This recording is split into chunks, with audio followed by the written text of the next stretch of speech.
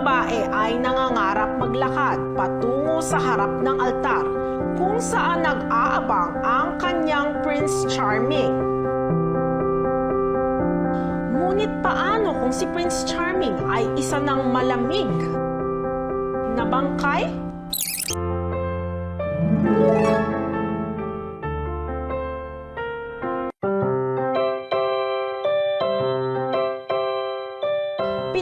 Nang magkasintahan sina Chemalin at Bonbon.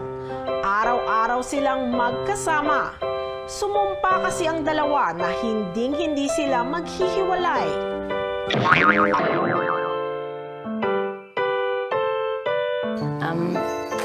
Siya lang po talaga yung naging boyfriend ko since birth. Tapos, alam niyo ba, sa 800 na nanligaw sa akin, siya lang talaga yung sinagot ko kasi kung makita niya siya, ang gwapo niya talaga, tsaka ang bango niya. Walang kiyeme talaga. Nangako sa isa't isa sina Chemalin at Bonbon na magkasama nilang haharapin ang pagtanda. In fact, pinaplano na nilang magpakasal ngayong darating na Hunyo. Naniwala ako sa promise niya.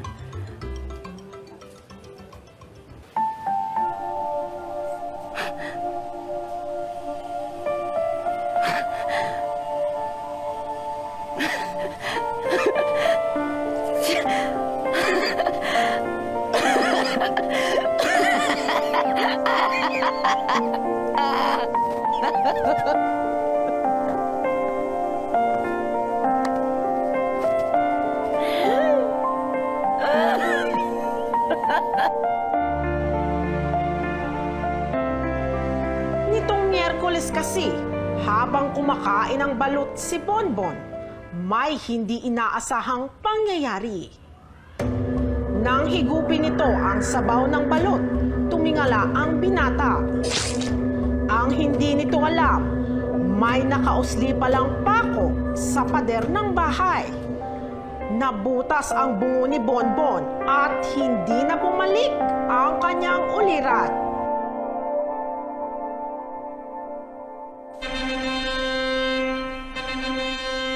Ngunit wala talagang makakahadlang sa wagas na pagmamahalan ni Chemalin at Bonbon. Nagpa siyang dalaga, napakasalan pa rin ang kasintahan kahit ito'y isa ng malamig na bangkay.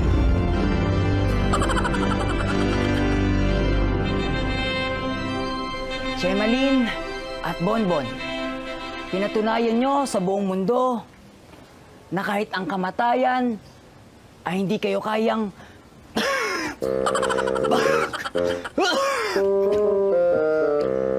hindi kayo kayang paghiwalayin.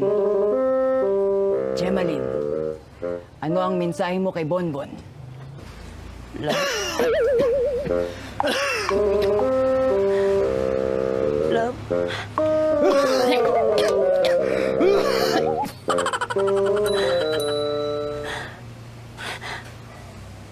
Love, ang daya mo. Sabi mo sabay tayong tatanda, di ba? Sabi mo di mo ko iiwan. Chemalin, pwede mo nang halikan si Bonbon. Talaga, Father. Oo. Halikan ko po. Halikan mo na! Sure ka, Father? Bilisan mo! Bago nga pala ituloy ang seremonyang ito, nais ko munang tanungin ng mga taong naririto kung meron bang tutol sa kasal na to. Meron ho ba? Ako, Father! 7 buwan na akong buntis at si Bonbon ang ama! Ate? Ate! Mapagbiro talaga ang tadhana. Sinong mag-aakalang ang lihim palang karibal ni Chemalin ay ang kanyang mismo kakambal? Nakakaloka!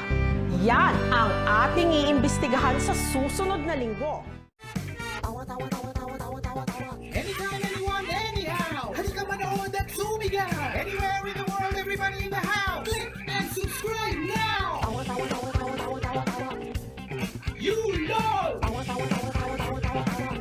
like, subscribe!